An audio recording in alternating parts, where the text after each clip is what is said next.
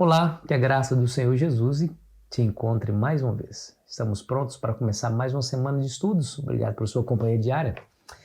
Obrigado porque você me ajuda a pregar o Evangelho, compartilhando esse vídeo com seus amigos. Continue assim fazendo. Não se esqueça de se inscrever caso ainda não tenha feito. A sua inscrição nos ajuda. E ao final, não se esqueça de deixar seu gostei ou não gostei. Vamos lá, Ensinando Discípulos, parte 1. O verso para memorizar se encontra em Marcos capítulo 8, versículo 34, que nos diz assim: Então, convocando a multidão e juntamente os seus discípulos, disse-lhes: Se alguém quiser vir após mim, a si mesmo se negue, tome a sua cruz e siga-me.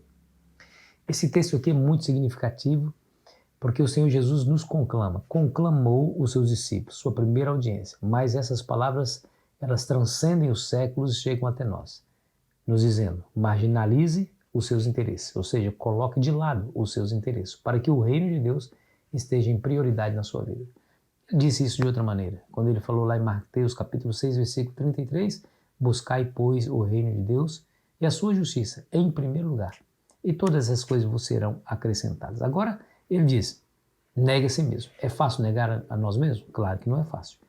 Não é fácil. E o que significa negar a si mesmo? Negar a si mesmo é você dizer não para aquilo que, apesar de trazer algum contentamento para você, apesar de trazer algum prazer para a sua existência, apesar de que lhe agrada algumas coisas que você escolhe fazer, é você dizer não a essas coisas quando essas coisas se colocam em oposição à vontade de Deus, né? Nem tudo aquilo que te agrada te faz bem. Aliás, tem coisas que lhe agrada que lhe degrada. Tem coisa que lhe agrada que lhe corrompe.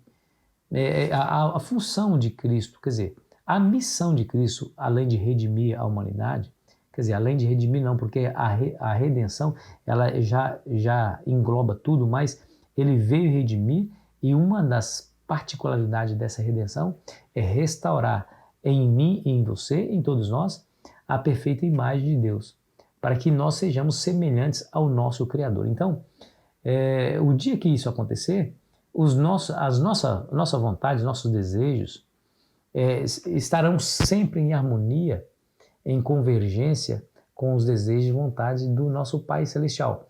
Quando eu tenho um desejo que me afasta de Deus, quando eu faço coisas que só me agradam, mas não agradam a Deus, aí eu estou priorizando a minha própria existência, minha própria vontade, e isso não nos leva para perto de Deus, muito pelo contrário, nos afasta dele. Então Jesus fala assim, negue a si mesmo, tome a sua cruz, ou seja, o chamado ao discipulado tem um alto preço.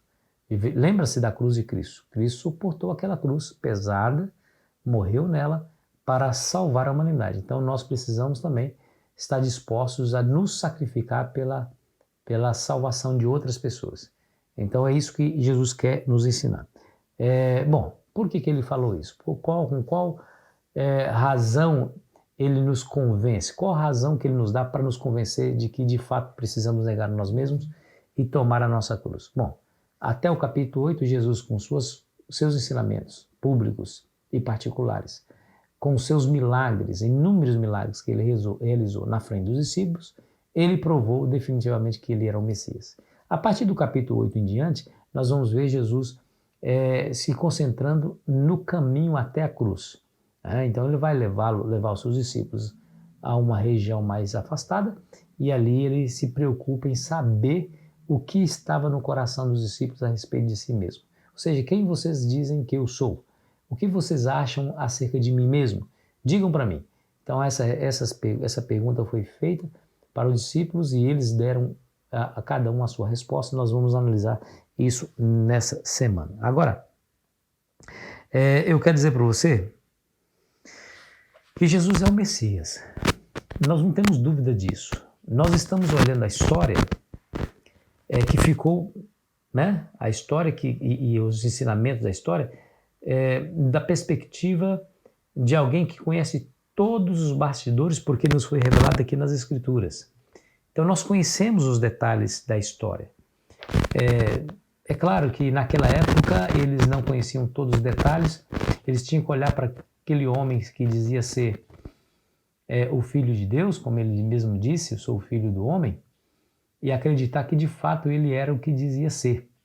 Hoje nós temos os relatos da história, nós temos os bastidores da história. Isso nos dá segurança de aceitar que Cristo de fato era e foi o Messias tão esperado por Israel, que haveria de libertar Israel não da tirania dos romanos. Ele não viria para ser um líder político, mas para liderar espiritualmente seu povo, a fim de que esse seu povo fosse tirado do cativeiro do pecado e os levassem em sujeição ao Criador, a fim de que eles pudessem ser redimidos pelo seu sangue. Nós sabemos que Jesus é o que dizia ser, o Deus encarnado, aquele que pode mudar a nossa existência. Aliás, a Bíblia diz que ele é o autor e consumador da nossa fé.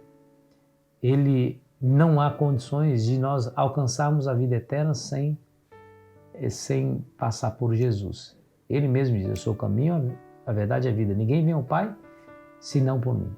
Nós iremos nos surpreender com os ricos ensinamentos que nós teremos desse estudo. Aproveite esse dia para se relacionar ainda mais profundamente com Jesus, que é o Messias. Aceite o seu chamado quando ele diz assim: negue a si mesmo, tome a sua cruz e siga-me. Porque somente esses aprenderão a verdadeira lição que ele quer ensinar. Somente esses crescerão, se desenvolverão no seu caráter a fim de agradar a Deus e a fim de servir os homens. Não se esqueça disso. Ore comigo. Querido Pai, obrigado por mais um dia, por mais uma oportunidade, por mais uma reflexão. Eis aí, Senhor, o desafio da nossa existência. Negar a nós mesmos não é fácil. Tomar a nossa cruz, uma vida de sacrifício, também não é. Mas pedimos que o Senhor, através do Teu Espírito, molde nosso caráter, de maneira que possamos dizer como Paulo disse: não vivo eu, mas Cristo vive em mim. Somente assim, Senhor, iremos obedecê-lo em tudo que nos pede. Nos ajude para tanto. No nome sagrado de Jesus, pedimos e agradecemos. Amém. Foi muito bom estar com você. Amanhã começaremos esse estudo. Eu espero você ansiosamente. Aproveite bem o seu sábado.